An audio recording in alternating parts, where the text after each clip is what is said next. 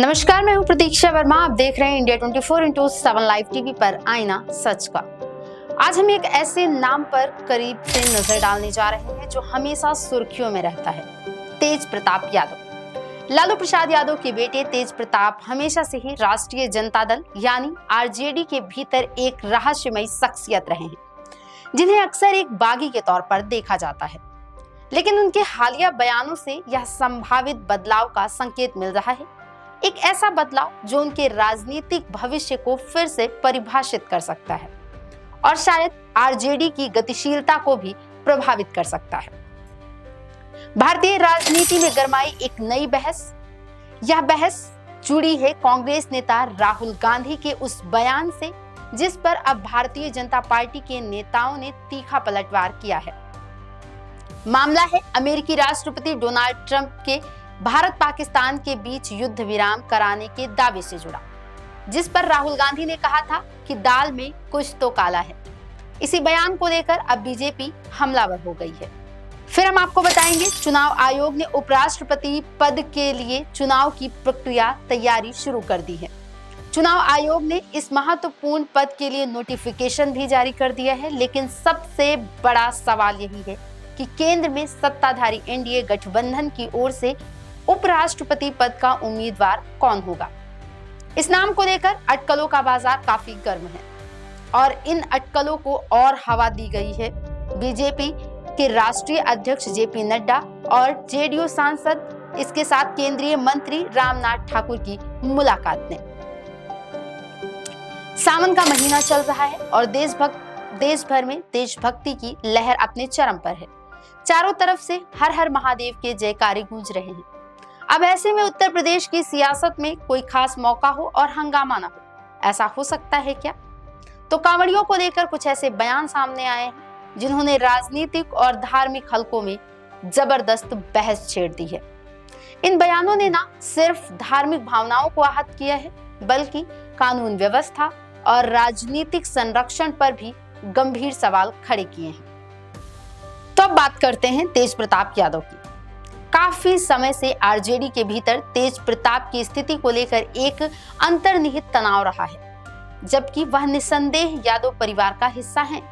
उनके कार्यों और उनके बयानों ने अक्सर उन्हें पार्टी की आधिकारिक लाइन से और कभी-कभी तो अपने भाई तेजस्वी यादव से भी मतभेद में डाल दिया है, जिन्हें व्यापक रूप से लालू यादव का राजनीतिक उत्तराधिकारी माना जाता है।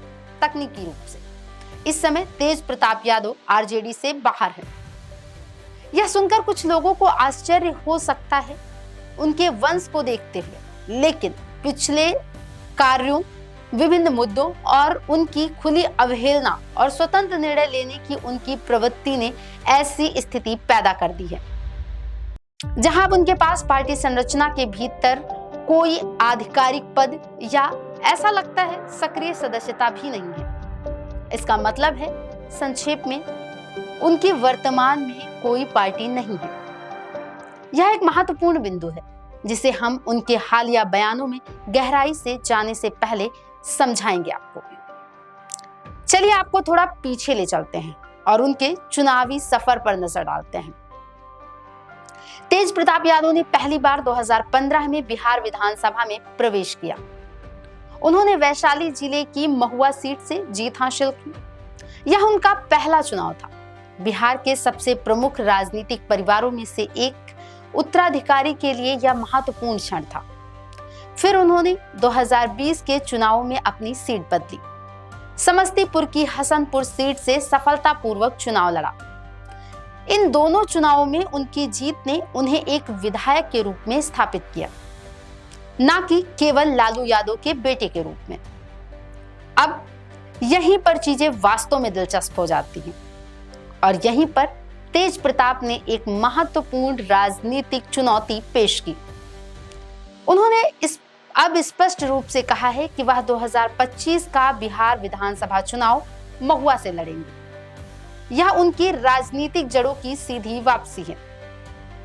वह निर्वाचन क्षेत्र जहां उन्होंने पहली बार चुनावी सफलता का स्वाद चखा था। लेकिन घोषणा यही नहीं रुकती। उन्होंने एक महत्वपूर्ण चेतावनी भी जोड़ी है। अगर आरजेडी उन्हें टिकट नहीं देती है तो वह निर्दलीय चुनाव लड़ेंगे। यह बयान, अगर आरजेडी मुझे टिकट नहीं देती है तो मैं निर्दलीय चुनाव लड़ूंगा, कई निहितार्थों से जुड़ा हुआ है। सबसे पहले यह आरजेडी से उसकी वर्तमान अलग थलग स्थिति को दोहराता है। वह यह मानकर नहीं चल रहे हैं कि उन्हें टिकट मिलेगा। वास्तव में वह उस परिदृश्य की योजना बना रहे हैं जहां उन्हें नहीं मिलेगा। दूसरी और शायद अधिक महत्वपूर्ण बात यह है कि यह पोस्ट इस बात का एक मजबूत संकेत हो सकता है कि वह एक नई राजनीतिक पार्टी बनाने की योजना बना रहे हैं। जब एक प्रमुख नेता, खासकर एक शक्तिशाली राजनीतिक परिवार का सदस्य, टिकट से इनकार किए जाने पर स्वतंत्र रूप से चुनाव लड़ने के अपने इरादे की घोषणा करता है, तो यह अक्सर एक नए राजनीतिक संगठन के लिए एक परीक्षण गुब्बारा के रूप में कार्य करता है। यह उन्हें जनता की प्रतिक्रिया को मापने, अपनी स्वतंत्र ताकत का आकलन करने और उन समर्थकों को इकट्ठा करने की अनुमति देता है जो स्थापित पार्टी के साथ गठबंधन नहीं कर सकते हैं। जरा इसके निहितार्थों के बारे में सोचिए। यदि तेज प्रताप अपनी राजनीतिक वंशावली और चुनाव जीतने के इतिहास के साथ अपनी पार्टी बनाने का फैसला करते हैं, अपनी खुद की पार्टी बनाने का फैसला करते हैं, तो इसके कई लहरदार प्रभाव हो सकते हैं। यह संभावित रूप से यादव वोट बैंक को खंडित कर सकता है, जो आरजेडी के लिए एक महत्वपूर्ण आधार है, जबकि आरजेडी का मुख्य समर्थन तेजस्वी यादव के नेतृत्व में मजबूत बना हुआ है। परिवार या मुख्य निर्वाचन क्षेत्र के भीतर कोई भी विभाजन हानिकारक हो सकता है, खासकर एक कड़े मुकाबले वाले चुनाव में। इसके अलावा तेज प्रताप यादव एक नई पार्टी आरजेडी के भीतर से असंतुष्ट तत्वों को आकर्षित कर सकती है, जो हाशिए पर या अनदेखा महसूस करते हैं। यह युवाओं के उन वर्गों को भी आकर्षित कर सकता है जो उनकी अक्सर अपरंपरागत शैली से आकर्षित होते हैं। बिहार में राजनीतिक शतरंज का खेल तेज हो रहा है और तेज प्रताप यादव की चालें बोर्ड पर एक महत्वपूर्ण मोहरा है। उनकी घोषणा सिर्फ एक सीट के बारे में नहीं है, यह उनकी राजनीतिक पहचान, उनके भविष्य और संभावित रूप से आरजेडी की भविष्य की गतिशीलता के बारे में है। क्या यह पार्टी के भीतर अपनी जगह वापस पाने की एक चतुर बातचीत की रणनीति है, या यह स्वतंत्रता की एक वास्तविक घोषणा है? यह तो समय ही बताएगा, लेकिन एक बात निश्चित है, तेज प्रताप यादव बिहार की राजनीति में एक ताकत बने हुए हैं। हम इन विकास कार्यों पर करीब से नजर रखेंगे और आपको सभी विश्लेषण प्रदान करेंगे। अब बात करते हैं भारतीय जनता पार्टी के विधायक राम कदम ने कांग्रेस नेता राहुल गांधी के इस बयान पर जोरदार हमला बोला है। राम कदम ने राहुल गांधी के बयान को पाकिस्तान में बैठे आतंकवादियों को खुश करने वाला बयान करार दिया। गुरुवार को एक एजेंसी से बातचीत के दौरान राम कदम ने राहुल गांधी के पिछले कुछ सालों के बयानों का हवाला देते हुए एक बेहद गंभीर आरोप लगाया। राम कदम ने कहा, राहुल गांधी के पिछले कुछ सालों के बयानों को देखकर ऐसा लगता है जैसे उन्होंने आतंकियों को खुश करने के लिए सुपारी ले रखी है। यह अपने आप में एक बहुत बड़ा और सीधा आरोप है। उन्होंने आगे कहा कि राहुल गांधी हर दूसरे दिन आतंकियों को खुश करने के लिए बयान देते हैं। यह आरोप सीधे तौर पर राहुल गांधी की नीयत और उनके बयानों के पीछे के मकसद पर सवाल उठाता है। राम कदम यही नहीं रुके, उन्होंने राहुल गांधी को नसीहत देते हुए कहा, राहुल गांधी भारत माता के सपूत हैं। क्या उन्होंने कभी सोचा है कि उनके इस बयान से हमारी साहसी फौज को या पहलगाम आतंकी हमले में अपनों को खोने वाले लोगों को कैसा महसूस होगा? यह एक भावनात्मक अपील थी जिसका मकसद राहुल गांधी के बयान के नैतिक और राष्ट्रीय सुरक्षा से जुड़े पहलुओं पर ध्यान खींचना था। राम कदम ने साफ तौर पर कहा कि राहुल गांधी कभी बयान देने से पहले सोचते नहीं हैं, बस आतंकियों को खुश करने में ही उन्हें आनंद आता है। यह आरोप राहुल गांधी की राजनीतिक अपरिपक्वता और राष्ट्रीय मुद्दों पर उनकी संवेदनशीलता पर सवाल खड़े करता है। राम कदम ने राहुल गांधी पर एक और बड़ा दावा किया। उन्होंने कहा कि राहुल गांधी विदेश दौरे पर हमेशा देश के खिलाफ बातें करते हैं। यह आरोप अक्सर विपक्ष के नेताओं पर लगता रहा है कि वे विदेशों में भारत की छवि खराब करते हैं, और राम कदम ने इस आरोप को राहुल गांधी से जोड़ा। इसके साथ ही राम कदम ने कांग्रेस के भीतर राहुल गांधी की स्थिति पर भी टिप्पणी की। उन्होंने कहा कि कांग्रेस में राहुल गांधी ऐसे नेता हैं जो हमेशा बालक की भांति बात करते हैं। यह टिप्पणी उनकी राजनीतिक गंभीरता पर व्यंग करती है और उन्हें एक अनुभवी नेता के बजाय एक कम गंभीर व्यक्ति के रूप में चित्रित करने का प्रयास करती है। उन्होंने कहा कि महाराष्ट्र कांग्रेस के प्रदेश अध्यक्ष हर्षवर्धन सबकाले ने मुख्यमंत्री देवेंद्र फडणवीस पर अनर्गल बयान इसलिए दिए जिससे कि वह सुर्खियों में बने रहे। राम कदम ने साफ किया कि बीजेपी हर मंच पर उन्हें जवाब देने के लिए तैयार है। यह महाराष्ट्र में चल रही राजनीतिक बयानबाजी का एक उदाहरण है। राम कदम ने शिवसेना द्वारा चुनाव आयोग पर सवाल उठाने को लेकर भी पलटवार किया है। उन्होंने कहा कि शिवसेना से अपने ही लोगों ने किनारा कर लिया है। ये लोग अब सुर्खियों में रहने के लिए भाजपा के शीर्ष नेतृत्व को कोसते रहते हैं। राम कदम ने सवाल उठाया कि चुनाव आयोग पर सवाल उठाने से पहले उन्हें समझना चाहिए कि जब वो लोकसभा में चुनाव जीते तो आयोग अच्छा था, चुनाव हारे तो आयोग गलत कैसे हो गया। उन्होंने इसे दोहरी मानसिकता करार दिया। यह विपक्षी दलों द्वारा चुनाव आयोग की निष्पक्षता पर सवाल उठाने की हालिया प्रवृत्ति पर बीजेपी का जवाब है। राम कदम ने हाल ही में सामने आए सांगली टॉयलेट वीडियो और मारपीट मामले पर भी अपनी बात रखी। उन्होंने कहा कि टॉयलेट का जो वीडियो सामने आया है वह दुर्भाग्यपूर्ण है। उन्होंने सीधे तौर पर हिंदुत्व का नाम लेकर दल चलाने वाले लोगों पर सवाल खड़ा किया। उन्होंने कहा कि वे अपने हिंदू भाई को किसी भाषा की आड़ में मार रहे हैं। उन्होंने पूछा, क्या यह आपका हिंदुत्व है? राम कदम ने स्पष्ट किया है कि मारने का अधिकार तो किसी को नहीं है। कोई किसी जाति या धर्म का हो तो मारने का अधिकार किसी को नहीं है। यह एक गंभीर सामाजिक मुद्दे पर बीजेपी नेता का कड़ा बयान था जो हिंसा की निंदा करता है। राम कदम ने बिहार के नेता तेजस्वी यादव पर भी हमला बोला। उन्होंने कहा कि जब चुनाव जीतते हैं तो ईवीएम, चुनाव आयोग सब कुछ सही लगता है। उन्होंने कर्नाटक में कांग्रेस की जीत का उदाहरण दिया जहां सब कुछ अच्छा था और तेलंगाना में भी कोई सवाल नहीं उठाया गया, लेकिन जब हार सामने आती है तो तुरंत संस्थाओं पर सवाल उठने लगते हैं। राम कदम ने इसे दोगली बातें करार दिया है और कहा है कि यह लोकतंत्र के लिए शोभा नहीं देती। और अंत में राम कदम ने मुंबई लोकल ट्रेन ब्लास्ट मामले में सुप्रीम कोर्ट में सुनवाई पर भी टिप्पणी की। उन्होंने कहा कि हमारी न्यायपालिका सबूतों के आधार पर फैसला लेती है। उन्होंने स्वीकार किया है कि इसमें काफी विलंब हुआ और हाई कोर्ट से न्याय नहीं मिला है, इसलिए सुप्रीम कोर्ट से अपील की गई। यह न्यायिक प्रक्रिया और न्यायपालिका में विश्वास पर बीजेपी का रुख दर्शाता है। कैसे राहुल गांधी के एक बयान ने राजनीतिक गलियारों में हलचल मचा दी है। राम कदम के आरोपों से यह बहस और गर्मा गई है कि क्या विपक्ष राष्ट्रीय मुद्दों पर सरकार को घेरते हुए देश की छवि या सुरक्षा हितों को नुकसान पहुंचा रहा है। और अब हम विस्तार से जानेंगे कि कौन है रामनाथ ठाकुर, जिनका नाम उपराष्ट्रपति पद की दौड़ में लगातार चल रहा है और क्यों उनकी दावेदारी इतनी महत्वपूर्ण क्यों मानी जा रही है। रामनाथ ठाकुर बिहार की राजनीति के एक बेहद सम्मानित और दिग्गज नेता के बेटे हैं। वह बिहार के पूर्व मुख्यमंत्री कर्पूरी ठाकुर के सुपुत्र हैं। कर्पूरी ठाकुर को बिहार में जननायक के नाम से जाना जाता है और उन्हें सामाजिक न्याय का प्रतीक माना जाता है। हाल ही में उन्हें मरणोपरांत भारत रत्न से भी सम्मानित किया गया, जो उनके कद और योगदान को दर्शाता है। यह विरासत रामनाथ ठाकुर को एक विशेष राजनीतिक पहचान देती है। रामनाथ ठाकुर के पास प्रशासनिक अनुभव भी है।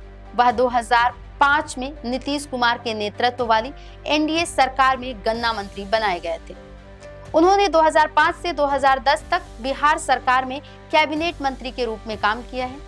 यह उनका अनुभव उन्हें उपराष्ट्रपति जैसे महत्वपूर्ण संवैधानिक पद के लिए एक योग्य उम्मीदवार बनाता है। फिलहाल रामनाथ ठाकुर जेडीयू कोटे से राज्यसभा सांसद हैं। वह वर्तमान में केंद्र सरकार में कृषि और किसान कल्याण राज्य मंत्री हैं। यह उनकी केंद्रीय राजनीति में सक्रिय भागीदारी को दर्शाता है। उनकी साफ सुथरी छवि और सार्वजनिक जीवन में उनकी निष्ठा उन्हें सर्वमान्य उम्मीदवार के रूप में प्रस्तुत करती है। अब बात करते हैं कि रामनाथ ठाकुर का नाम उपराष्ट्रपति की दौड़ में अचानक इतनी तेजी से क्यों उछाला है। सबसे महत्वपूर्ण कारण है बिहार की राजनीति। रामनाथ ठाकुर बिहार से आते हैं और इस साल बिहार में विधानसभा चुनाव होने हैं। उप मुख्यमंत्री पद के लिए उनके नाम पर मुहर लगाकर एनडीए गठबंधन बिहार में एक बड़ा राजनीतिक संदेश दे सकता है। केंद्र में जेडीयू और बीजेपी का साथ बेहद जरूरी है। रामनाथ ठाकुर का नाम आगे करके एनडीए जेडीयू को मजबूती से साध सकता है। यह जेडीयू के साथ गठबंधन को और मजबूत करने का एक तरीका हो सकता है, खासकर बिहार चुनाव से पहले। रामनाथ ठाकुर की छवि बेहद साफ सुथरी है और उनकी पृष्ठभूमि सामाजिक न्याय से जुड़ी है। उनके पिता कर्पूरी ठाकुर सामाजिक न्याय के प्रबल पक्षधर थे। इस पृष्ठभूमि का लाभ एनडीए को मिल सकता है। रामनाथ ठाकुर का विरोध करने में विपक्ष को परेशानी होगी। कर्पूरी ठाकुर के बेटे होने और अति पिछड़ा वर्ग से आने के कारण उन पर हमला करना विपक्ष के लिए आसान नहीं होगा। यह एक रणनीतिक चाल है जो विपक्ष को असमंजस में डाल सकते हैं। रामनाथ ठाकुर अति पिछड़ा वर्ग से आते हैं, जिनकी बिहार में अच्छी खासी आबादी है। इस वर्ग का प्रतिनिधित्व सुनिश्चित करके एनडीए एक बड़ा वोट बैंक साध सकता है और सामाजिक संतुलन का संदेश दे सकता है। यह सिर्फ बिहार की ही नहीं बल्कि देश भर में अति पिछड़ा वर्ग के बीच एक सकारात्मक संदेश देगा। तो सवाल अभी भी बना हुआ है, क्या रामनाथ ठाकुर ही एनडीए के उपराष्ट्रपति पद के उम्मीदवार होंगे? उनकी पृष्ठभूमि, साफ सुथरी छवि, प्रशासनिक अनुभव और सबसे महत्वपूर्ण उनकी राजनीतिक उपयोगिता उन्हें एक मजबूत दावेदार बनाती है। बिहार में आगामी विधानसभा चुनाव और जेडीयू के साथ गठबंधन की आवश्यकता को देखते हुए रामनाथ ठाकुर पर दांव लगाना एनडीए के लिए एक समझदारी भरा कदम हो सकता है।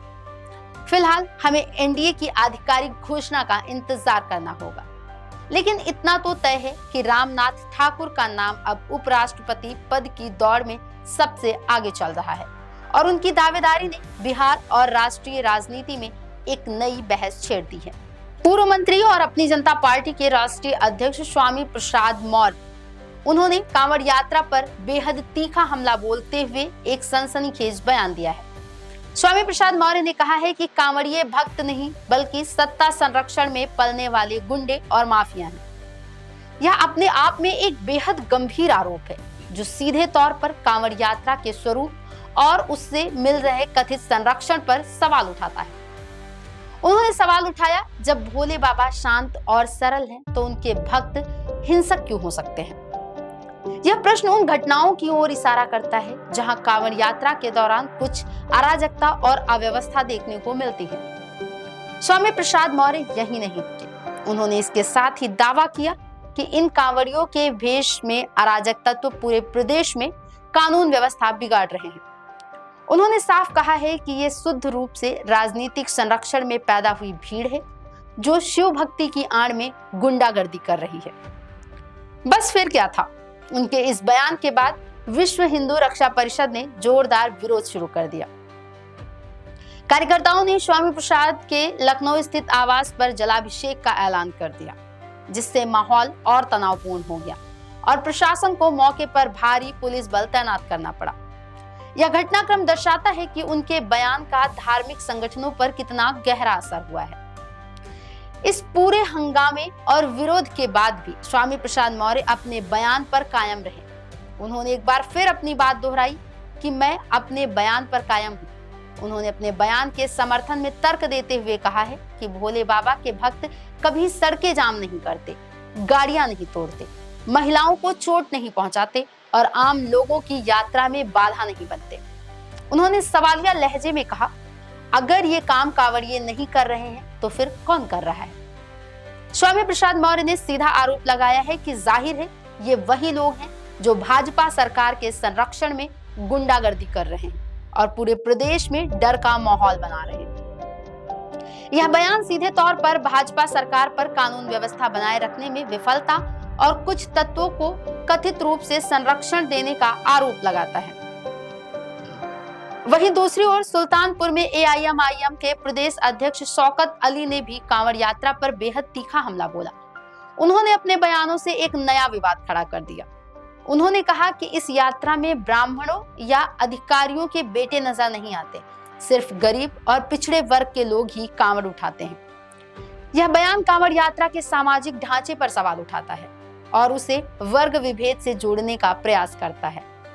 इतना ही नहीं, मुहर्रम से तुलना करते हुए शौकत अली ने कहा कि मुख्यमंत्री योगी आदित्यनाथ ने कहा था मुहर्रम के जुलूस में उपद्रव होता है, लेकिन कांवड़ यात्रा में जो दृश्य दिखाई देते हैं वे अनुशासन नहीं, अराजकता हैं। ये बनावटी हिंदू हैं जो असल हिंदू धर्म को बदनाम कर रहे हैं। और शौकत अली का सबसे भड़काऊ बयान तब आया जब उन्होंने कहा जो तथाकथित कांवड़िए उत्पात मचाते हैं उनका इलाज जेल है, इन पर मुकदमा चलना चाहिए। यह बयान सीधे तौर पर कांवड़ यात्रा से जुड़े कुछ व्यक्तियों के खिलाफ कड़ी कानूनी कार्रवाई की मांग करता है। ऐसे में जहां एक और करोड़ों शिव भक्त अपनी श्रद्धा के साथ हर साल कांवड़ यात्रा निकालते हैं, वहीं दूसरी ओर यह यात्रा अब राजनीतिक रेखाओं के बीच विवाद का केंद्र बनती जा रही है। सवाल यह नहीं है कि कौन कांवड़ उठा रहा है, बल्कि सवाल यह है कि क्या आस्था का प्रदर्शन अब अराजकता का रूप ले चुका है? क्या कांवड़ यात्रा अब धार्मिक आस्था से ज्यादा राजनीतिक हथकंडा बन गई है? ये सवाल समाज के हर वर्ग में उठ रहे हैं और इन पर गंभीरता से विचार करना बेहद जरूरी है। स्वामी प्रसाद मौर्य और एआईएमआईएम नेता शौकत अली के बयानों ने यूपी की सियासत में नया विवाद खड़ा कर दिया है। जहां मौर्य ने कांवड़ियों को सत्ता संरक्षित गुंडे कहा, वहीं एआईएमआईएम नेता ने उनके लिए जेल की मांग कर डाली। इन बयानों ने न सिर्फ हिंदू संगठनों को नाराज किया, बल्कि यूपी सरकार के लिए भी एक नई चुनौती पैदा कर दी है। सरकार पर अब भी यह दबाव है कि वह इन आरोपों पर क्या प्रतिक्रिया देती है और कानून व्यवस्था बनाए रखने के लिए क्या कदम उठाती है। सबसे बड़ा सवाल यही है कि क्या ये बयान सच्चाई को उजागर कर रहे हैं या फिर ये सिर्फ राजनीतिक बयानबाजी है जो धार्मिक भावनाओं से खिलवाड़ कर रही है। आपकी इस पूरे मामले पर क्या राय है, हमें अपनी टिप्पणियों में जरूर बताएं। आज के लिए बस इतना ही। मैं प्रतीक्षा वर्मा आपसे विदा लेती हूँ। हमारी मुलाकात होगी अगले हफ्ते फिर नए विषयों के साथ। आईना सच का एक बार फिर हमें ये याद दिलाता है, यदि मंजिल ना मिले तो रास्ते बदलो, क्योंकि वृक्ष अपनी पत्तियां बदलते हैं, जड़ें नहीं। नमस्कार।